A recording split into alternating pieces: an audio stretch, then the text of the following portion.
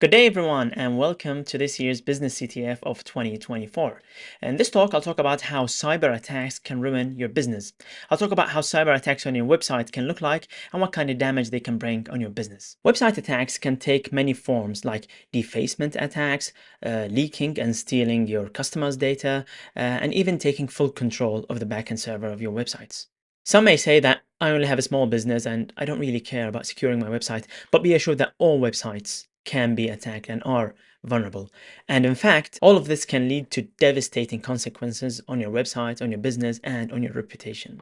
Luckily, today we have advanced and streamlined training that makes securing your website much more approachable. Now, let's start with defacement attacks. Defacement attacks are when attackers change the look and feel of your website. They may change or add data to your homepage, for example, or may change everything within your website.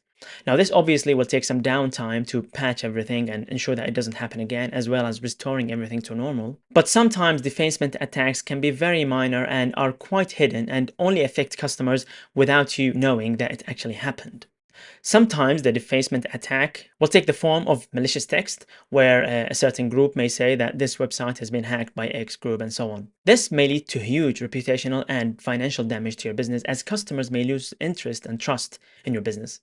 Another way defacement attacks may occur by phishing or harassing your customers, and this may lead to lost revenue and even legal issues, as you are responsible for whatever happens on your website. Some of the modules we have that discuss this specific attack are cross-site scripting, server-side attacks, and file inclusion. So let's take a quick demo from the XSS module where we see how this may look like. If we go to the defacement section within the XSS module, I will skip on some of the technical details, which I'll explain in the module, but I will simply take this payload and we'll try to use it against this vulnerable target. If we simply enter this payload, we will see how it actually changed the look of the page. Now, obviously, this is a very benign attack.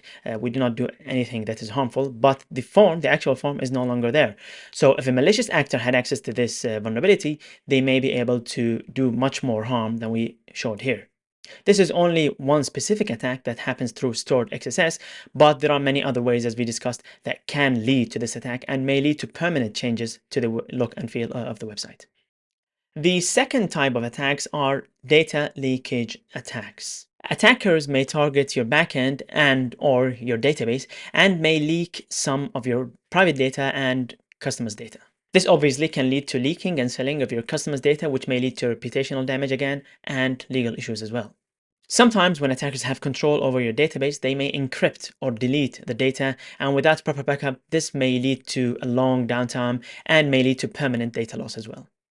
Sometimes some advanced attackers may target your proprietary data and sell it in the black market, which may also lead to major financial issues and customer losses as well. Now, this is not limited to attacking the database only, as attackers sometimes exploit insufficient access control over data and may leak data that way.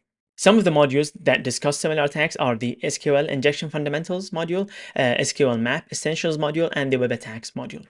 Let's take a quick look at a short demo from the SQL injection module. If we go to the module and we start one of the exercises, we will find this payload. Once again, I will skip over the technical details that are mentioned in the module, but just to take a look at how this may look like. This is a vulnerable form that is is vulnerable to SQL injection. If we use this payload against it, we will see how it may leak some of the table names and the row names. And if we go to the next payload, we can use this to leak usernames and passwords right within the website. Now, this is a very basic attack, but there are much more advanced attacks. We can use tools like SQL Map to automate this process, or we may write our own exploits. But there are much more advanced injection attacks that we discuss in other modules, like the blind SQL injection module and the advanced SQL injections module.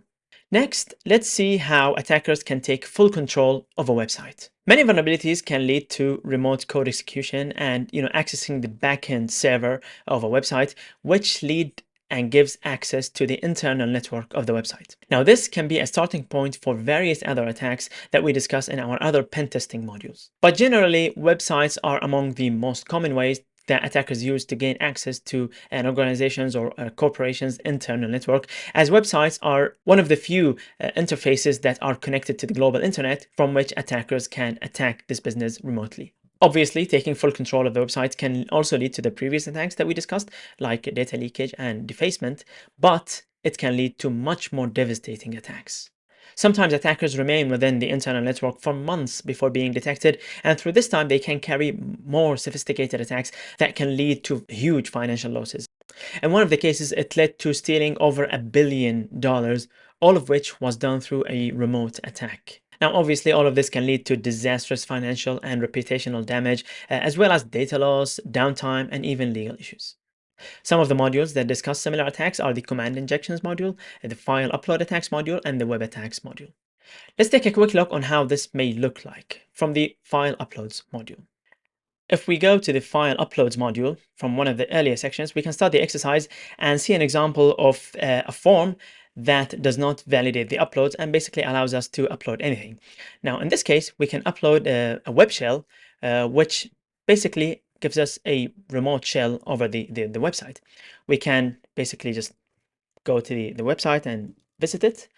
And as we can see, we have a remote shell over the website. We can interact with the backend server and do whatever we want, thus giving us full control over the backend server. This is a very basic example, but it does give us an idea of how this attack can look like. The same module goes on and discusses more sophisticated attacks of the same sort, but there are many other modules that discuss more sophisticated attacks that may lead to full control over the backend server.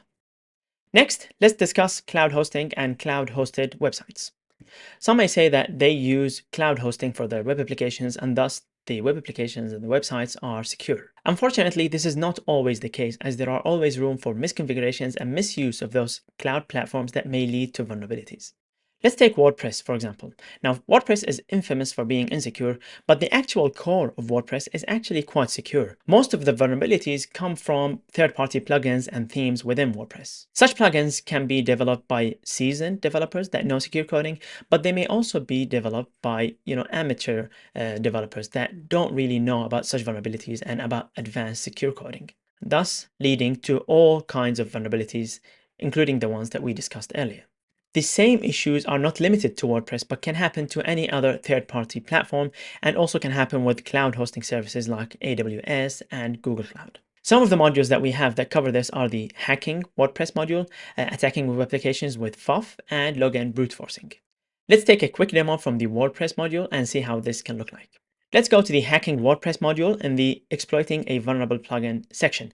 And now this section has an exercise with a WordPress instance that has a vulnerable plugin. We can use tools to identify the different plugins being used in this instance, and then we can research those plugins and see which ones are vulnerable. In this case, the vulnerable plugin is shown here. We can simply, just to demonstrate that it is vulnerable, we can simply copy this payload and use it with the website. As we can see, this is just a WordPress website.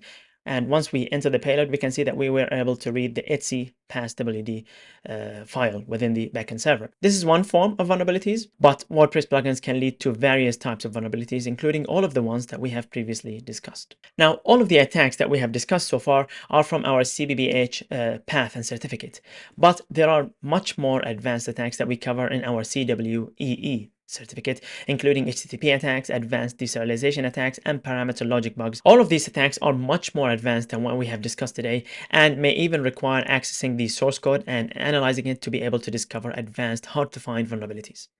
Remember that all websites are vulnerable. We just don't know about it yet. All vulnerabilities are there waiting to be discovered.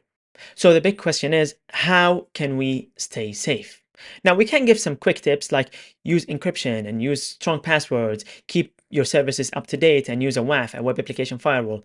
And those may be useful, but they will never be enough to fully secure your website, because every website is unique and has its unique requirements and requires custom research and custom testing, which is why you need people who are trained in cybersecurity and offensive cybersecurity that have the necessary knowledge and training to identify such vulnerabilities. Then, by continuously monitoring and testing your website, you should be able to significantly enhance its security and reduce any chances of its being attacked.